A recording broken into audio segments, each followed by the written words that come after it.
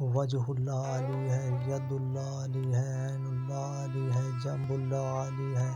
ذکر امیر المومنین فی خطبۃ، مولا امیر کائنات نے اپنے خطبہ طارق ابن شہاب میں فرمایا وَكُلُّ مَا فِي الذِّكْرِ الْحَكِيمِ وَالْكِتَابِ الْكَرِيمِ وَالْكَلَامِ الْقَدِيمِ مِنْ آیَةٍ تُذْكَرُ فِيهَا الْعَيْنُ وَالْوَجْهُ وَالْیَدُ وَالْجَنبُ فَالْمُرَادُ مِنْهَا الْوَلِیُّ۔ مولا فرماتے ہیں قرآن حکیم کی آیات میں جہاں اللہ نے اپنی آنکھ کا ذکر کیا، اپنے چہرے کا ذکر کیا، اللہ نے اپنے ہاتھ کا ذکر کیا، اللہ نے اپنے پہلو کا ذکر کیا، فالمراد منہ الولی، اس سے مراد وقت کا ولی ہے یعنی علی ہے، لأنہ جنب اللہ، کیونکہ وہ ولی وقت کا امام زمانہ اللہ کا پہلو ہوتا ہے،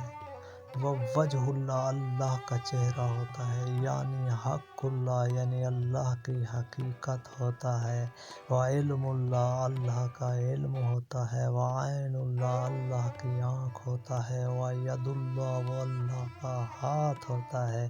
فہم الجنب العلیٰ والوجہ الرضا، کیونکہ وہ پہلو علویہ ہے اور اللہ کا رضی چہرہ ہے۔